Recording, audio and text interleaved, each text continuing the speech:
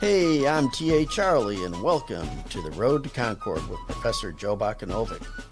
Homeroom is on Rumble. You just go to Rumble and search the channels for the Road to Concord. It's one word. When you find it, you go ahead and you click follow. It might mean you got to set up an account, but it's fast, it's easy, it's free. I did it, you can do it. For those technologically challenged members of the class, you can also catch us on Facebook and YouTube. After the show, it's uploaded to Podbean, iHeartRadio, Spotify, and BitChute. Just look for The Road to Concord. You can go to the blog page, that's theroadtoconcord.com. That's where you'll find all your show notes, study notes, and handouts for the class. The phone is working. If you don't know how to call in, email us and we'll think about it.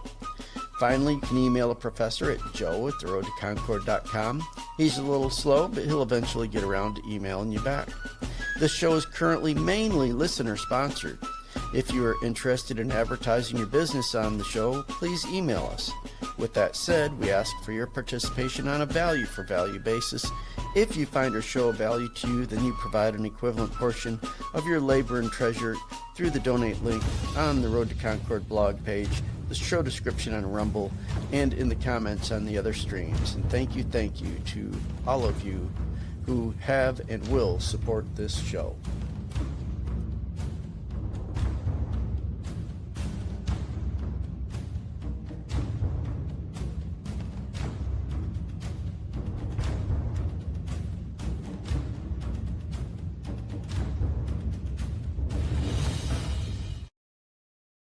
Good morning. Welcome to the Road to Concord. Today is Thursday, April 2nd, 2026. I'm your host, Joe Bakanovic, and we look like froze up there for a minute, but I have my co-host here today. This is Annie. Look, Mrs. Boatwright's not here to see you this morning. You came just for her, and she's not here. Oh, well, it's going to be a bad day for her. She'll have to go back and watch the replay, right? Okay. She came for uppies. Now it's time for her to go back and find sister. It's one of my rugrats. It's like Natasha said, that's our ratings section for today. Good morning. We're going to be back in our book study on the Bible amongst the myths. For those of you who just stumbled into this, we're doing the book study not so much for a scripture study or an apologetics, but more for how the material in the book can help us understand worldviews of the different people around us in this day and age.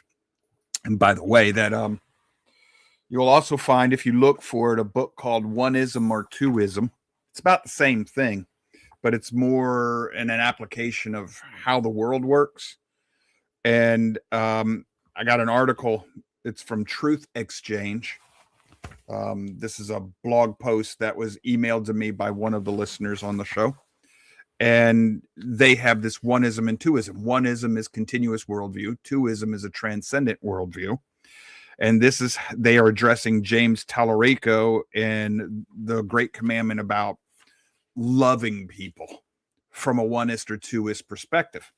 And if you've been following along in our book study and you know what I'm talking about, that article right there, if I have time, I might see if I can't turn that into a PDF and post it. But that article right there is an excellent example of how the content of our study can help you evaluate claims made by people within, the greater public realm, in this case, politics. But the author of that article I just showed you works for the gentleman who wrote the book Oneism or Twoism, which is just, like I said, it's the same idea. It's transcendent versus constrained worldview thinking. So he's writing about this, and he comes up with the conclusion that Tallarico is not a believer. He's solidly in neo-paganism, new paganist thinking. He can claim to be a believer all he wants, but he's not. And, I know we're not supposed to judge his salvation. I'm not judging his salvation. I'm judging his fruit. And what he says and the reason he's arguing it goes directly against scriptural teachings. And it's because he has a continuous worldview, neo-paganist worldview. So this is why I decided to do this study. All right, let's get ourselves right into it here. We left off here last week on this page, but I told you we would probably go back to do a slight review. So I'm going to go back 2 pages And I'm going to pick up here. What they're talking about is the difference in ethics, worldview of ethics. If you're a continuous worldview or transcendent. Transcendent is a biblical worldview. Continuous is everything else. So if you've got a biblical worldview, you're going to have a different idea of ethics. And Oswalt here tells us, he says, what the covenant form means for Israelite understanding of ethics, for a biblical understanding is, first of all, ethics become holistic. No longer is cultic sin in relation to the God, while social sin is in relation to community. In the Mosaic covenant, the entire gamut of behavior, whether cultic, social, or personal, and this isn't cult as in, the cult of Jim Jones. This means like temple rituals. It says, is seen as an expression of either obedience or disobedience to God. So persons are required to remain ceremonially clean as part of their covenant obedience to God. In the Bible, right and wrong comes from your covenant, your relationship with the Creator. It says, but they are also required to honor their parents and not to steal as part of the same covenant obedience. Thus, how an Israelite treats other people is as religiously significant as whether he or she is ceremonially clean. In other words, when somebody argues that I have private morality versus public morality, they're telling you that I'm a pagan. And pagan in this sense is not meant as a pejorative. It's meant to say, it's shorthand for I'm using continuous worldview thinking. I'm not transcendent. I only see the material world. That's paganism. By definition, that's paganism. So that's what that person's telling you if they say that there's two different moralities. Now, our founding fathers happen to say that there is no such thing as private and public morality, but that's because they were transcendent thinkers. Oswald continues here. He says, with the review where we left off last week, in fact, a review of the punishments for the two types of offenses shows that the treatment of other people is frequently more significant to God than the ceremonial cleanliness. In this respect, it is significant that the cultic, social, and personal laws are rather thoroughly mixed together in the Torah. Leviticus 19 was mentioned in the previous chapter. It is a parade example of this mixing. The point is that all the covenant stipulations have the same basis, love for God. So they are not to be separate from each other, especially in Deuteronomy 10, 12 through 11, 1. Second, the placing of ethical requirements within the context of a covenant with God means there is a single standard against which all behavior may be judged, universalist. That standard is the character of the one God, the covenant Lord, to whom the people were responsible. Folks, that's his Shem, like we talk about on our We Who Are Lost days. That's his character is his Shem, his name. The stipulations of the political covenants expressed the character of the kings who were making them. In the same way, the biblical covenant expressed the character of God. When the idea that there is only one God is coupled with the idea that he is the sole creator of the universe, one soon realizes that these standards are expressive of the very nature of the universe itself. And so this is where we left off here. So long as there is a multiplicity of gods, it is impossible to believe that the universe is profoundly ethical. So if you're a pagan, you don't see universal ethics. Each god has different wishes and desires, often conflicting with those of the others. An exclusive attempt to please one would also certainly produce behavior that would offend another god. So the best policy is not to become too radical in obedience to any set of principles. Beyond that, since no one God originated the universe, then no one God's character is reflected in it. Its principles and character are more diverse than can be imagined, far too complex for anyone to spend a lot of time trying to understand. Ethical relativism is not merely a possibility in a world of continuity, but a necessity. So what they're saying is moral relativism is a sure sign of pagan thinking. It's necessary sign of pagan thinking, which means wokeism is paganism. Progressivism is paganism. This is why I was teaching this book. This is why I wanted to go over the book. And remember, I told you from the beginning, the book is a springboard for me to comment on it. both as a sociologist, as a philosopher, and as a believer in the scriptures. Continuing, in a world of transcendence, as the Bible has defined it, however, there can be only one standard of ethics, or in this case, morality, namely the character of the Creator. Given the impossibility of relating to this transcendent one in magical or ritualistic ways, it is primarily in ethical behavior reflecting his character that we best express a correct relationship with him. In other words, biblically speaking, the closer you learn to walk to the way the Messiah walked, the closer you learn to live by his example, the closer your relationship to the Creator of this universe. He continues again. He says, the third implication of a covenant form of morality, I'm going to start translating a little bit here. When he talks about transcendence, I'm going to use morality. When he talks about paganism, I'm going to use ethics, because I've told you before, I differentiate the meaning of these two words. I see morality as universal, coming from the Creator. Ethics is man-made, in my argument. If you haven't ever seen that or heard that argument, it's in one of our past shows. I don't know if Natasha can find it or not. Doesn't really matter. So there's in ethics is that, okay, let's read this again. The third implication of the covenant form for morality is that there is a traceable chain of cause and effect. The form sets up clear expectations for the performance of the parties to the covenant. Furthermore, there are stated clear results that will follow from compliance or non-compliance with these expectations.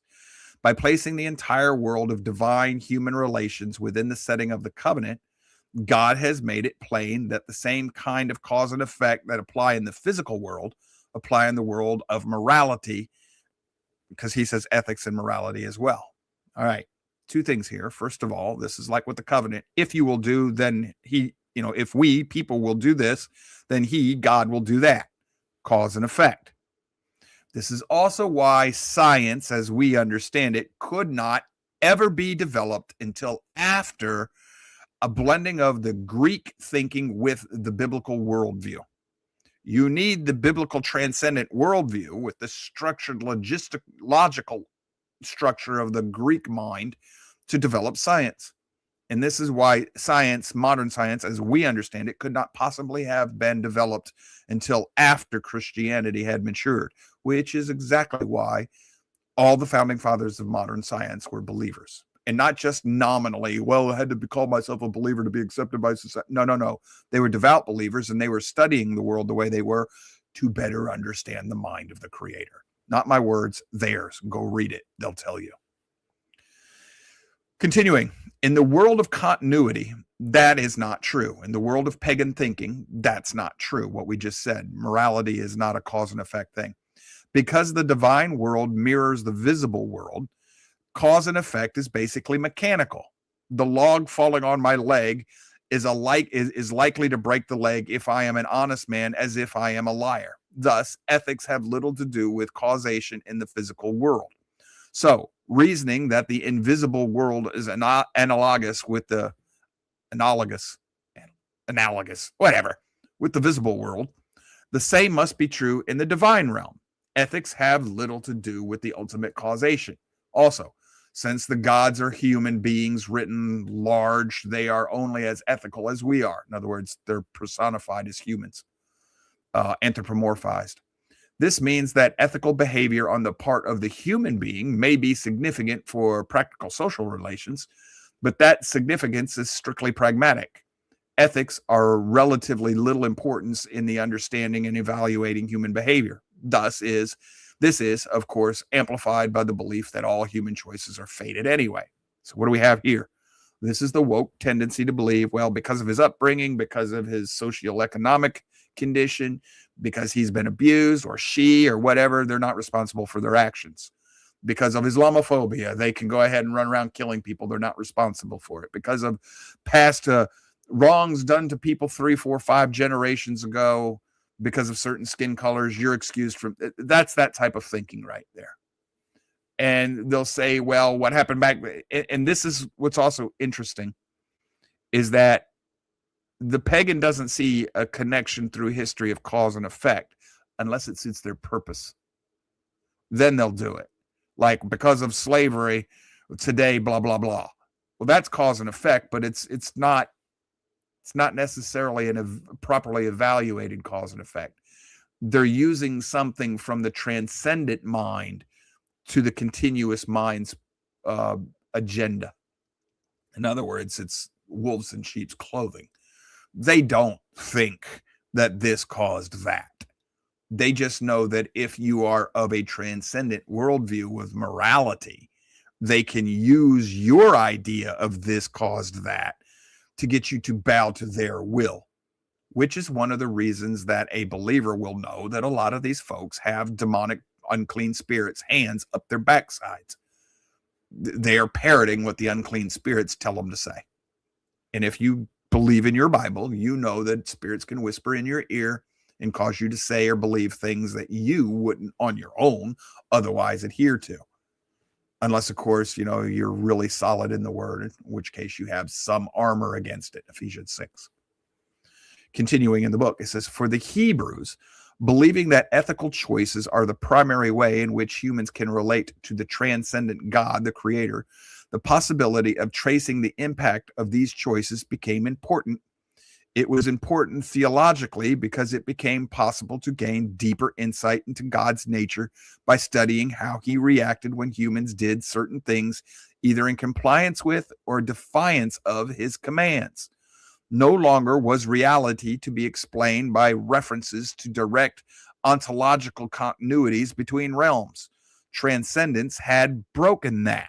Instead, reality was to be known through the ways in which the spiritual personal God dealt with people who made certain choices with respect to his will. No longer was the effect the result of some unknown activity in heaven. Now the effect was understood to be the predictable outcome of some human's choices with regard to a known standard of behavior that was written in the very nature of things, natural law.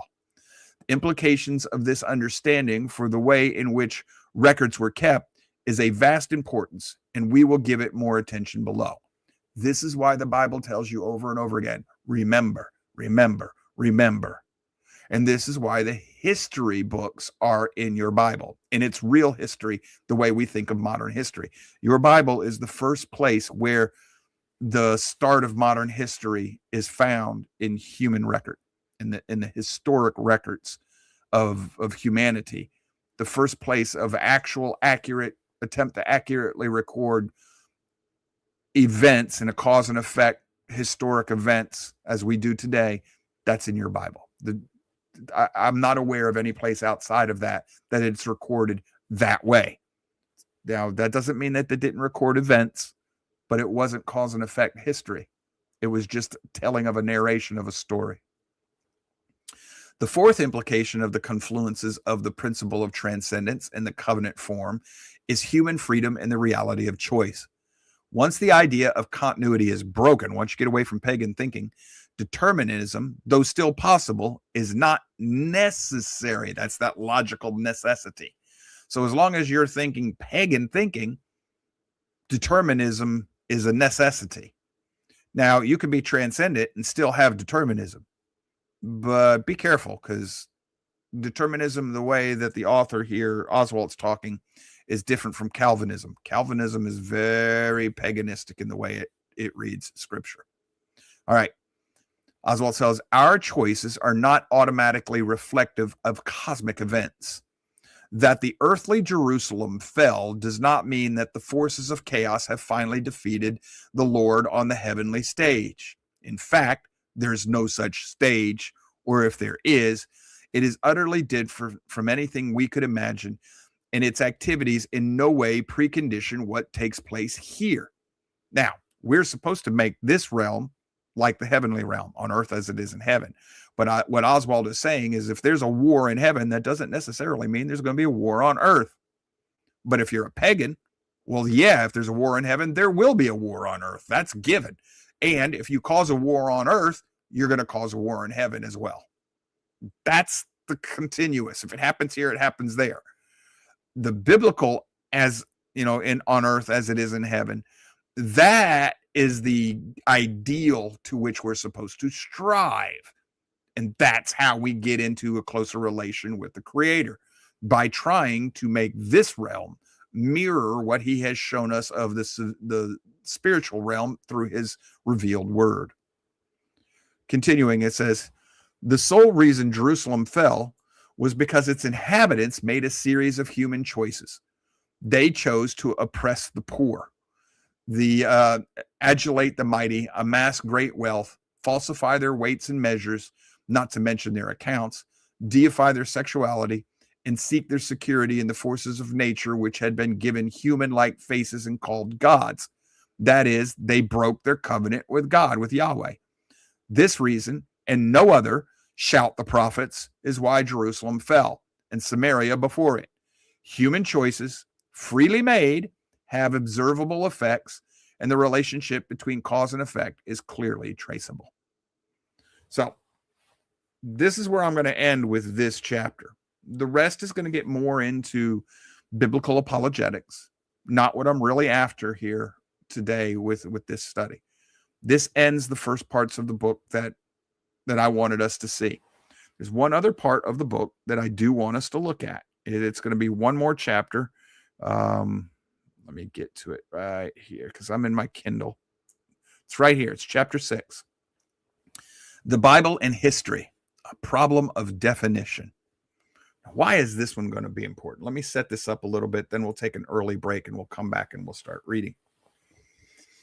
Just as in defining myth was important to deciding whether or not the Bible fits a definition of myth, defining what history is going to be important to us both in evaluating the Bible and in evaluating our understanding of many human pursuits of research of the past. He's going to make some points here early on in this chapter that are going to rock a lot of people's worlds who think they understand science. He's going to get into something that I've mentioned before several times, something I'm aware of as a philosophy student. And he's going to state it matter-of-factly, and he's going to be 100% correct. Now, a scientist will tell you he's wrong. He's not wrong. He's not. The scientist is. And it's for the exact reason that in his second book, a new history or whatever of time, Hawking's, in the beginning of that book, he says the philosopher is dead. Science has killed the philosopher. That was one of the most ignorant, foolish comments I've ever heard a man of his stature make, because his entire world and everything his entire life is based on is founded on the philosopher. It's predicated on the philosopher. And if he throws the philosopher away, he's thrown his baby out with the bathwater. But that's what the scientist is trying to do, is wrest control of quote unquote science away from the philosopher. Why? Because modern science is running smack into God. And it doesn't want to. It wants to reject him. Remember, theology is nothing more than the philosophy of God, of the creator. So when he says he does away with philosophy, he's saying he's doing away with theology as well. He's doing away with all ologies. Well, I have a little news flash for him. His entire life's work is in an ology. Okay, he's in astrophysics or whatever. That's an ology. That's a study of. So what's going to happen in this next one is we're in looking at history. He's going to wrestle a definition of history that is applicable and accurate, that's more refined, more narrowly focused than what most of us think. It will have a profound effect on how you read the Bible in relation to whether or not you think it's true. It'll also have an even more profound effect on what's going on in the world today. So like when people say, trust the science, that's somebody telling you to trust their cult, their religious cult. Because if you understand science, you know that you can't trust it. You shouldn't trust it. Science is just a tool. You need wisdom, just like you can't trust logic, and you shouldn't trust logic. Logic is just the tool. You need wisdom to know how to learn how to use it properly. Right reasoning, proper science. So when we had the COVID thing and everybody was telling you to trust the science, I didn't, because I knew that there was no science behind what they were doing. And what little was available in the public realm told me, don't take that jab. Now, I don't want to get into that. If you did it, don't. There's no guilt trip going on here. None of that. I'm just saying that this is why I make my decisions the way I do. A lot of what is being explained here is something I'd already worked out for myself. I wanted to share it with you. You can do what you will with it. You can study it more on your own. You can ignore it. You can accept just what we do here on the show. Whatever. It's up to you. You have to work out your own world. So what we're going to do here is we're going to take a bottom of the hour break, and we're going to come back and we're going to start in chapter 6, the Bible and in history, a problem of definition. And when we're done with this chapter, we'll be done with the book. If you have the book, you can continue. You can read the rest of the last chapter if you'd like, that we didn't go into. It's much more religious in nature, much more theological. And when we're done with chapter 6, you can do the same thing, because that's what he's going to do. He's going to use chapter 6 to set up his theology for the rest of the book. That's not the point of why I'm doing this. So we're going to stick just to the points of why I decided to do this. Chapter 6 will be our last chapter. We'll see you in 3 minutes. Charlie, please.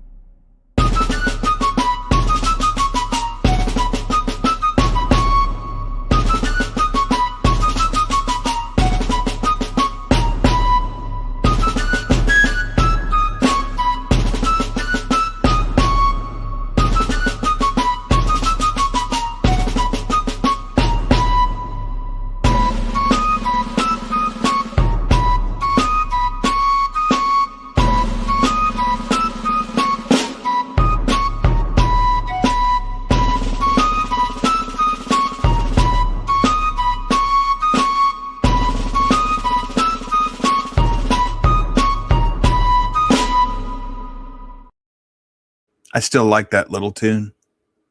Okay, after the conclusion of this particular class, I'm gonna. Well, did I freeze?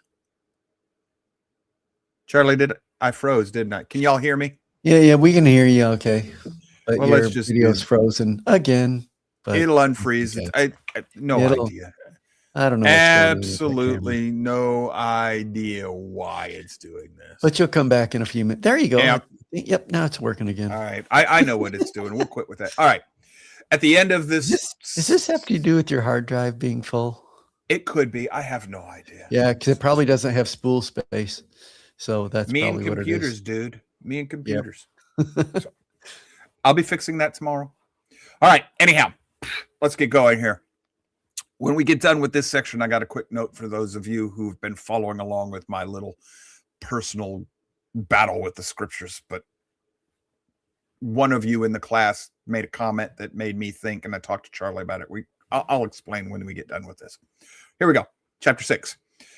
I observed above that, previous in the book, that one of the key distinctions, and perhaps the key distinction between myth and the Bible, is that whereas the myth are based in interrelationships among the gods in primeval time and space, the Old Testament almost completely avoids such a basis.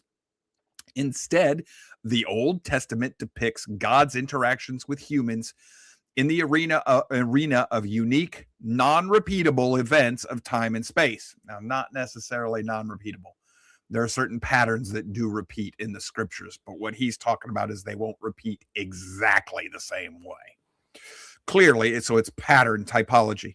Clearly, in its conflicts with the alternative worldview and its claim to the exclusive validity of its understanding of reality, the Bible contends that these interactions actually occurred as they are depicted.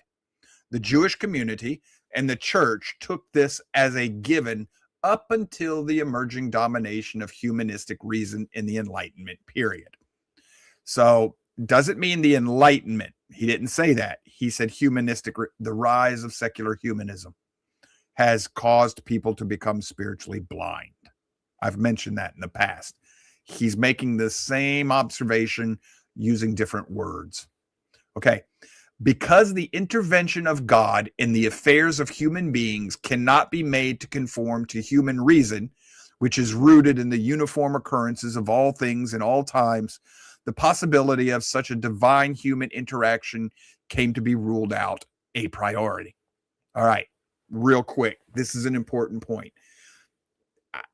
Slight disagreement with him.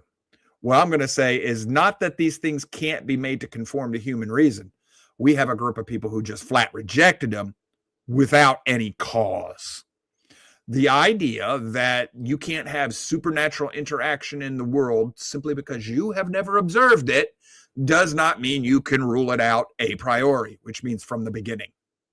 Okay? If you rule out a distinct possibility before you start doing your evaluation, you are no longer doing science. You are also no longer doing logic or right reasoning. You are doing bias confirmation, which is a fallacy. Okay? You cannot deny the precedent or the principle, and neither can you affirm the one that you like. So what he's basically saying is, if you are of a continuous, quote unquote, pagan worldview, you cannot possibly do real science. Ding, ding, ding. He's right. Your worldview prohibits it, which would explain why a lot of these people that we have running around in the world telling us what the science says like global warming, don't understand science at all.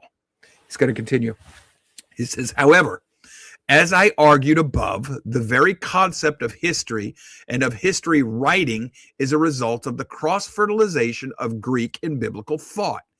It can be cogently argued that Augustine's The City of God is the first expression of a philosophy of history to be found in the world. It came directly from the Bible, but biblical thinking, a direct lineage of progression. That the idea is that human experience is moving toward a goal through a series of linked cause and effects in the visible world, that there is a linear progression to new causes and effects with the measurable progress toward a goal, and that there is a real human choice and concomitant human responsibility. In other words, there's human choice, and as a result of that choice, human responsibility. These ideas find their origins in the Bible and are brought to systematic expression with the aid of Greek thought, meaning formal logical thinking. Thus, the idea that the Bible is not, quote unquote, historical is something of an oxymoron, self-defeating. Definitions of history. But, as with, quote unquote, myth, a great deal depends on how we define the term history. What is history? Remember, definitions are everything in my world. Like the definition of myth, that of history is somewhat slippery. Nevertheless, there is greater degree of consensus. The following would be representative. 1, it's an account of what has happened a narrative. Two, to A, what has happened in the life of a people or country. To B, a systematic account of this or these things. Three, all recorded events of the past. Four, that branch of knowledge that deals systematically with the recording, analyzing, and coordinating of past events. And five, a known or recorded past, as this coat has a history. This coat that I'm wearing has a known and recorded past. As this definition makes clear, the term history functions at several levels, which if you don't make which level you're using clear, you can fall into an argument of, a fallacy of equivocation real quick. It's where you use the same word to mean two or more different things. It may refer to the connected experiences of something or someone in time and space. It may refer to systematic record of such an experience, or it may refer to a branch of knowledge. But we may say that this definition does not go deeply enough into the motive and method that go into quote unquote historical study of the past. The following definition by R.G. Collingwood deals with these issues more effectively. Quote, history is a science, a systematic attempt to find out what is not already known, which seeks to discover actions of humans done in the past and to interpret that evidence for the purpose of human self-knowledge. Unquote. He says, this definition helps to focus the dictionary statement.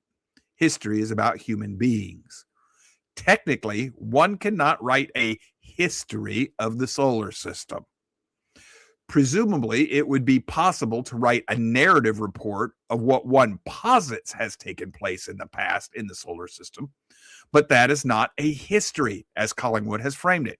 Second, the reason for this systematic study is for human self-knowledge. A necessarily speculative account of the solar system's past will yield very little that will help us know ourselves better as humanity. A further point that emerges from reflection on Collingwood's statement is that the evidence will require interpretation that presupposes some standard of evaluation by which the significance of the data can be interpreted. Finally, quote unquote, science presupposes that the report of evidence has not been falsified to suit the researcher's whims or presuppositions, and that the correctness of the report is open to verification. All right, real quick, chase a rabbit, clarify a few things here real quick. This is important. We live in a day and age where we think science has become a new god. Scientific method requires that you come up with an idea, you test it, and then you draw a conclusion. And somebody else has to be able to come behind you and retest it. Testing requires observation. How are you going to observe how a star is formed? Well, we got telescopes, Joe. You still haven't seen a star formed. How are you going to observe a planet form? You still haven't seen that ever happen. How are you going to see how anything happened in the far distant past, as we presume the far distant past? How do you know these things? You can't see it. You can't test it directly. Here's another problem. How do you know the conditions today are the same as they were back then? And if you cannot know that, anything you presume about the past based on today is nothing more than a swag. Charlie, do you know what a swag is? Yeah, I know what a swag is. You want to translate for the audience? A scientific wild donkey guess. I was wanting to see how you do that. So, and even with things that we can test, Charlie, how does electricity work? It's FM. Yes, which I'll translate and that's funny magic. Yeah, funny magic. Yeah. Yeah. It's funny magic. So, and when people look at me, I have a very good friend of mine, goes all the way back to high school. He's an electrical engineer. And I once told him that his entire career is built on FM. And he knows me well enough. He knew exactly where I was going with that. And he said for me to shut the FM up. Because he knows I'm right. Yeah. We don't know how electricity It's all works. theory. It's all theory. We don't know how magnetism works. We don't know how gravity works. Nope. We don't know how any of it works. Exactly. We can observe certain things Yeah. that seem to repeat fairly consistently, but like you say, electronics do weird things sometimes, and some of it's because we have human programmers, but some of it is probably because the atoms don't do exactly what we think they do all the time. Kind of like, when we look at, all these Ezekiel's wheels and cycles and stuff, and you put them all together and you see how they interrelate with one another, that gets so complex. It gets I really looked weird. at some of the math of that, and I'm like, I can recognize one of the symbols in there. The rest of it, forget it, and I'm done. Oh, so you followed behind me on some of that? Oh yeah, I did. I And I'm like, recognized no, over sorry. about 2/3 of the symbols, but I didn't know all of them. And I'm like, Now, Charlie, nope. I'll get back to the text in a minute. I want the audience to understand just how weird this is, and this is why you got to keep science at an arm's length. And any historic, of the physical world, you got to keep that at arm's length. I don't know if this has ever happened to you, Charlie, but have you ever been driving in the rain and you thought you felt a raindrop touch you? Has that ever happened to you? Like come through the windshield? I don't think I've ever had that happen. All right. I've had that happen to me, and I've known several people because I've asked them, has that ever? And they said, yeah. And I said, when you look, there was nothing there. And they said, yeah. If they're correct, even in the slightest about their quantum theory, we should expect quantum bubbles that will, from time to time, allow raindrops to pass through solid matter. Which would explain why that's happened to me once or twice in my lifetime. Because it was an odd thing that stuck in my head. Yeah. So if they're right about the quantum bubbles, the raindrop that passed through is so small, I'll never see it. But your skin will record it. That's very, very possible. Yeah. Wild guess right there. But if they are correct about quantum, their ideas of quantum, and that would explain how, like, Yeshua walked through locked doors and into locked rooms. Have you ever dropped something on the floor and you saw where it hit, but when you got down to pick it up, you could never find it again? Oh yeah, that happened to me just yesterday. Quantum bubble. I'm like, an apple fell out of the refrigerator. Well, no, I'm not talking about it'll be small. These things will always be something small. This was big. I looked up. I'm like, well, these things will always be little things. It was gone. Stuff. But the whole point of this little rabbit chase is science doesn't know 90% of what it thinks it knows. Yeah. Because it's not doing science. And we make assumptions. It's doing swag. Yeah, we make assumptions that we should not be making because he takes his apple seriously. Yeah, I do. Charlie takes his apple seriously. Well, anyway, but like they use carbon-14 for dating purposes and stuff. If you've ever looked into that and the assumptions that they use, forget it. Throw that out the window because they're assuming things that are not in evidence to make that theory work. And then if you look at some of the results of the theory, they're all over the place. And it's, so be careful with science. So here's the point for the case at hand. Well, the Bible says that the sun stopped in the sky. That can't happen. It can't? How do you know? Just because it hasn't happened in your lifetime and experience. The Bible's reporting that it happened. And so do the Chinese. What? Yeah, you didn't know that, did you?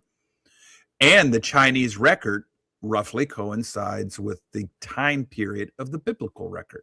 It was in the Chinese world, it was the night of the long setting sun. The sun wouldn't go down. Well, from where China is, looking west, that would be the noonday sun over the Middle East. Don't think it can't happen. Just because you haven't seen it. That's the hubris of man that just rules it out because it offends your sensibilities. That's continuous world thinking. A transcendent creator can do anything he pleases with his created world. And all these supposed supernatural things that you reject, if he gives us just one more spatial dimension, he can do lots of weird things. If he gives us 3 more spatial dimensions, he can make the sun stop in the sky without causing inertia to fling you off the earth. He can. because the earth is actually still moving through our 3 dimensions. It's just been snatched into something else.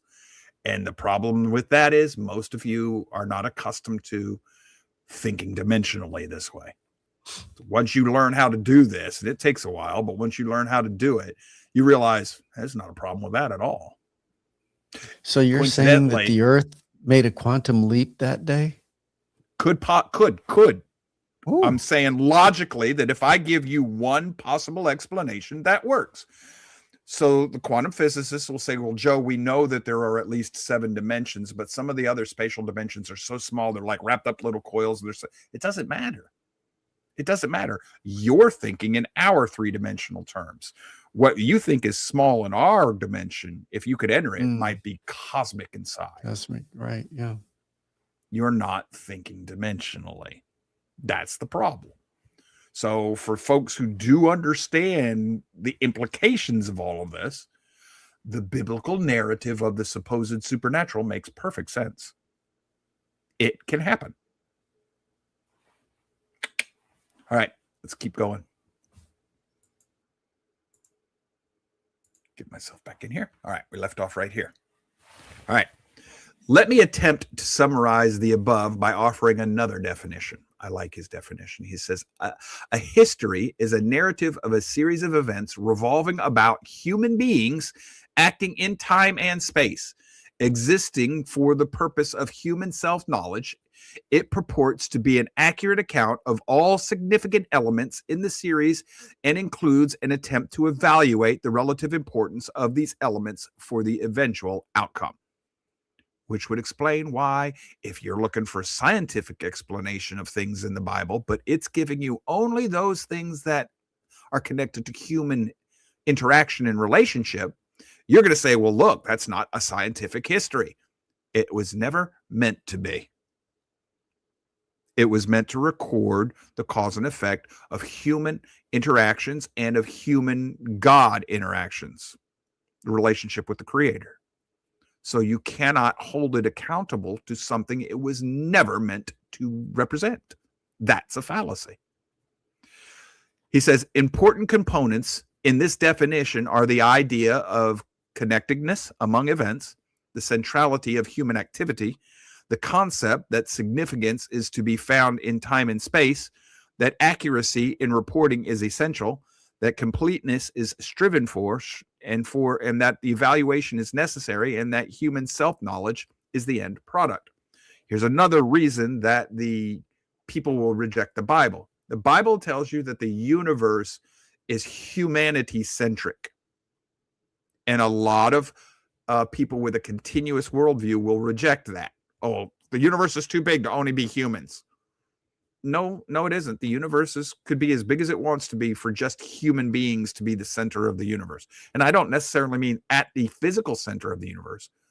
This universe, the whole purpose of it is humanity. We're the central point of it, according to the Bible. That offends the continuous pagan mind. It does not offend the transcendent mind. Keep that in mind the next time you find somebody who's offended by that. It tells you a lot about where they are in their thinking. All right. I think this will be a good place for us to stop because there's going to be too much between here and the next break. And I don't like breaking these sub-chapters up. So it'll be a shorter day. Let me dump this. Charlie, pop on here for a minute. So we've been at this for a few weeks, and it might be difficult for some of us to remember when we started. And you and I have had so much going on since I first introduced you to this book. This study still helping you? Oh yeah, this one. Boy, if I didn't have this thing, what we've gone through in the past couple of weeks would be even more difficult, I think. Because we're dealing with history the way that Oswald's defining it. Yes, the relationship between people that's and actually Yahweh. That's actually what got us wrapped around the axle. Is we were in continuous thinking, weren't we? Mm-hmm. Yeah, we did it. Yeah, we made that error. We were looking for it to be exact in material, physical ways, not Right. exact Yep. in the relationship. Yep. That's exactly what we And did. it caused me to read things wrong. Yep. Yep. And that caused me a great deal of trouble because the way I was reading it was there were no contradictions. And this is where I fell into the same trap I've told you about. Logic is neutral. You can use logic and come up with a false conclusion. You can. It all depends on what perspective you're using to use it. I've done it. Yep. Yeah. So now brings us to what I told you we were going to do. And this is why I want Charlie on here. One of your classmates has kind of been wrestling with some of the exact same things we were. He's doing exactly what I ask you all to do. Go back behind us, check our work, prove it to yourself so that you know why you know it. You don't know anything until you know why you know it. If you can't explain it, you don't know it. The Bible tells you be prepared to offer a defense for your faith. If you can't do that, your faith is just blind trust. That's not the faith the Bible wants. The Bible doesn't, God said it, that ends it. Doesn't want that. That's a weak faith that you'll fall away as soon as the sun comes up. You'll be the plant that withers and dries as soon as testing comes. So he asked us if we would, or indirectly asked if we would ever consider doing a show where we explained all of what we've been going through the last week or so. So I asked Charlie, I said, I'm thinking I'm going to do this. Do you want to be a part of it? He said, yes. So it depends on how fast Charlie and I can get the show ready to do. I know I can throw the slide presentation together fairly quickly, but Charlie is just as busy as I am. And we're in a busy season right now with Passover and all. But he has to have time to independently do his own work before we compare notes. Charlie does his study and I do mine. We compare notes. We harmonize it into one common understanding that's based on the scriptures. That's checks and balances. It's a way of guarding yourself. So what we're probably going to do, I don't know if we'll be able to do it a week from yesterday, next Wednesday, but it'd be nice if we could get this done before the whole Passover week is over. We'll see. But we'll see, because this issue actually rolls straight into the Feast of Weeks. Right. How you're reading this will determine when you do the wave offering and when you start counting the Omer. That be factual. Yeah. Yeah. So there's so Charlie and I will talk about this. And as soon as we can get it together, we'll go through this. I have gone to another translation of the scriptures that most of you would just set back on the shelf and say, nope, not for me. That one's an interesting one, but yeah. Okay. It was done in 1862. Oh yes. Yeah. But it was translated in 1862 and he's using Old English, and he's using a tense of Old English that you probably didn't even know exists. It's called the perfect present past. And it's used only with royal decrees. So I talk about something in the present time that has not happened, but I talk about it as though it has happened. Yeah. Well, why? Because the king decreed it to happen. So even though it has not happened yet, because the king decreed it, I can consider it done. So it's in the past. Your Bible uses this tense a lot. I don't know if you notice that, but whenever Yahweh says something's going to happen, his faithful servants treat it as though it's already done, even though it isn't. You know, you do this. We know who he's overcome. He's won. We know who the winner is. That's what you're doing. He's already won. Well, no, he hasn't completed the victory yet. So you're using the perfect present past tense without ever knowing it. Well, most of you are probably not aware of it. But anyhow, I'm using Young's literal translation. And googly moogly, that can be tough for somebody who is not used to reading the English of the founding fathers. Yeah. Charlie got to introduce that this morning. But Charlie, it's as close as we're going to ever come into the English to understanding the Hebrew thinking, isn't it? It was a good translation. I mean, very accurate. Yeah, because I dug he into even some does of the between the grammar evenings. I'm like, okay, yeah, he's putting it together. So, and when you know the older definitions of some of the words he's using, yes, he's being very accurate with the language. Yeah. So, but unless you know how to speak German, you're going to have trouble with the syntax as well as the language. Right. Yeah. Which is probably why Charlie and I follow it a little easier. Charlie, because he knows German and he studies Hebrew. Me, because I've learned how to use my interlinear Bible and I know a little bit of German. And to this day, if you know German, you may not even notice it. Charlie probably doesn't notice it, but y'all probably notice that I invert my sentences a lot. Kind of a little bit like Yoda. Not as bad, but a little bit. I use a lot of prepositional phrases that you start the sentence with, I end it with them. That's because of the rewiring of my mind when I was learning German. I never undid it, especially since I work in the German language every week as part of my job. I read German better than I speak it.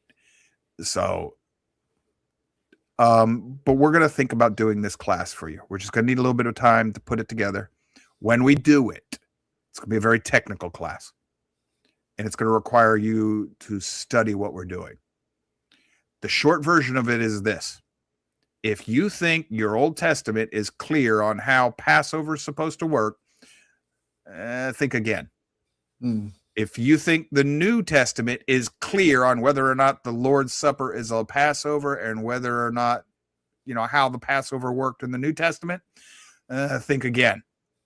And if you think the New Testament can help evaluate the Old or the Old the New, think again. Yeah.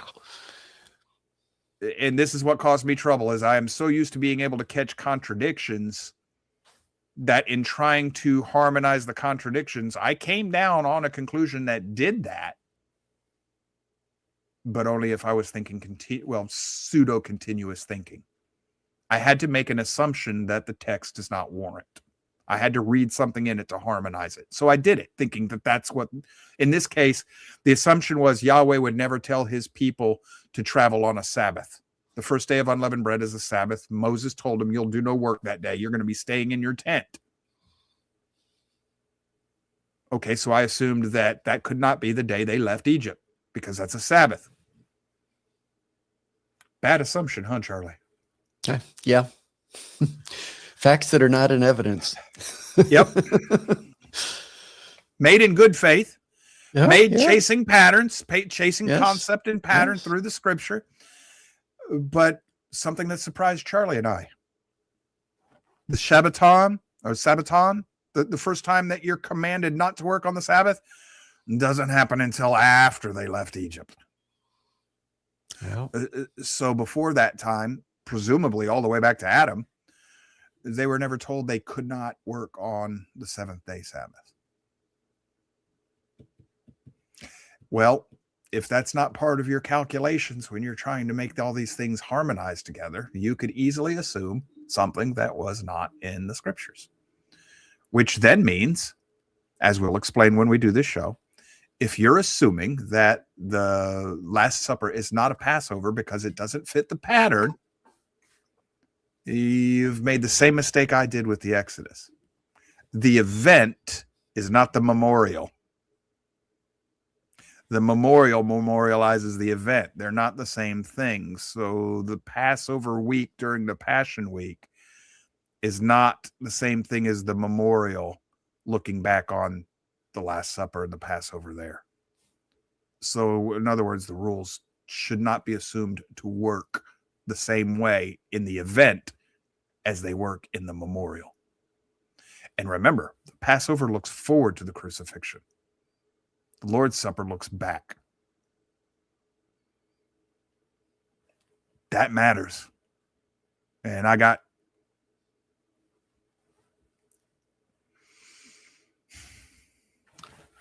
target fixation and tunnel vision over all of it, just like a lot of people do. However, this is where Charlie has learned to appreciate my always going back and retesting things. I'd have never caught my mistake if this had not been drilled into me. Always keep reevaluating, because eventually you might realize that you had that one wrong. Yep. Any comments before? I've spoke for you enough here at the moment. You got anything to add to this, Charlie? Well, Deltro's got a comment there if you want to hit that one real quick, and then I'll. But Yahweh also said, do not do unnecessary work. Leaving Egypt was necessary. No. He doesn't say unnecessary. It says you will do no physical work except that which is required to cook the Passover or to feed yourself, to eat. He says no work. But when you realize that that was given in the present past perfect as a memorial, it changes everything. That's another one of my problems. I was studying this in the English, the NASB translation. The English will lead you astray. And I've told you before, the English can lead you astray. I didn't go to the interlinear because in this case, I didn't think it was going to be that big of a problem. It is. If your translators do not understand or recognize present past perfect, they will translate it wrong.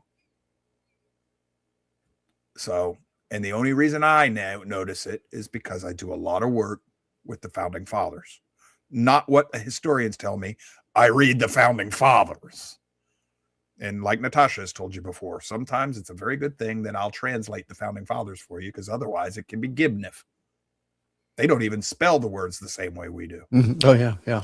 So, all right. Charlie, I was giving you an opportunity. Last comments on the class we're going to give? Yeah. And I mean, one of the things that really, the reason we were struggling for a while is we were finding conflicts in the Bible that we could not resolve. We were struggling to resolve these conflicts. And then, I mean, finally, thanks to Yahweh, we finally looked at it and said, hold on a second, the memorial, is it different? Or are we looking at apples and oranges, as I call it? And that's what we were doing. We were trying to mix apples and oranges and get a fruit salad when that's not what we were supposed to be doing.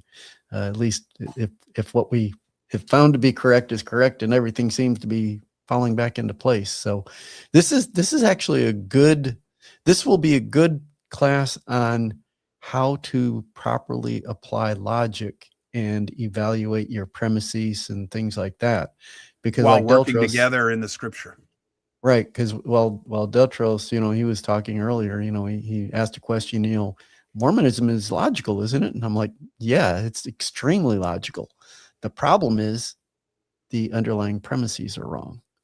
And that's what had me stuck in Mormonism for 40 years, because it was logically sound, valid, and rational. It just wasn't correct because the underlying. No. Sounded valid, but it was irrational. Well, yeah, it would be irrational because the premises were incorrect. Right. Yeah. Okay. And the other thing, when we do this class on the Passover, we've come to an area where we're happy now, but it still rests on an assumption. Which is still found in recognition of pattern. We're still tracing the concept of a pattern throughout all of the feasts. And again, the only way we can harmonize the scriptures is to impose this pattern on them. Right. But now in this case, the scriptures support this one where they didn't support. Right. Can't leave on the 15th. Yeah, this one the scriptures actually support. Resolve things, and it doesn't show conflicts within the Bible, but it does still support our overarching theory that these things were intentionally veiled by Yahweh for operational security. And to see how well we would fellowship. And to see how we would fellowship. Yes, that's one of the aspects is, if we'll, maintain fellowship through these things that aren't quite as clear, and how we're going to deal with those with one another. So if you're one of the ones out there who's worried about all this or wondering about it or interested, patience. We'll try to get to it. If at all possible, Yahweh willing, we'll try to get to it next week while we're still in the Feast of Unleavened Bread. If not, shortly thereafter. I don't think we have anything else now, do we, Charlie? Just Hag Pesach Sameach.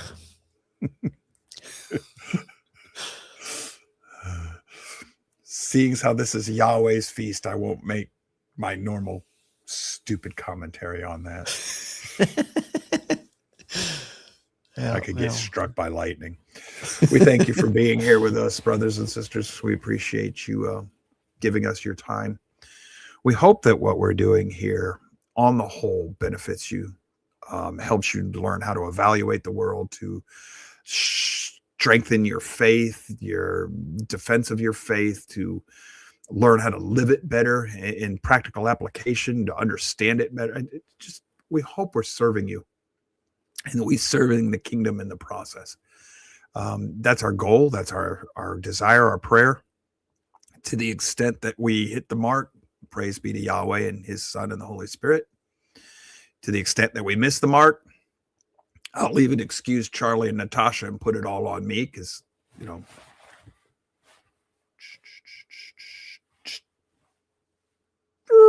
that's my name, not theirs. So you know what I'm saying. And I don't mind taking the blame that I deserve it. Anyhow, if you like what we're doing, please consider hitting the thumbs up button. Consider that your witness to anybody else who's just flipping around and stumbles across the show. The number of likes is like how many people think what we're doing is worth their time. If you really like the show and you think it will help others, share it. Feel free to introduce the show when you share it, saying, hey, whatever about me or Charlie or Natar, whatever. We can take it. We know it's not about us. It's about the content of the material we're trying to discuss and share, whatever, explore. And ultimately, it should point to the Father, to the Son, to the written word, and to the kingdom. That's what we're trying to do, because we know that without those things, we are nothing and we are hopeless. It's him and his work on the cross that matters. And other than that, we love you. We thank you for being here. We're tomorrow, Judas' Scepter, Joseph's Birthright. In our congregation, it's a Passover, the first day of unleavened bread that we're supposed to be resting. I now know that I've got that slightly off by 24 hours. We'll fix it next year. It's too late now. But if we're keeping it according to the diaspora, we're still covered. We're good, because they turn it into a 2-day celebration. And there's reason to believe that follows the pattern the Messiah set for us on the Last Supper. Yeah, we'll cover that in our special show. But otherwise, we'll still be here tomorrow. We're dealing with Yahweh's word. Always a good time, even on a Sabbath, to talk about Yahweh's word. So until we see you again, y'all stay safe. Take care. Bye-bye.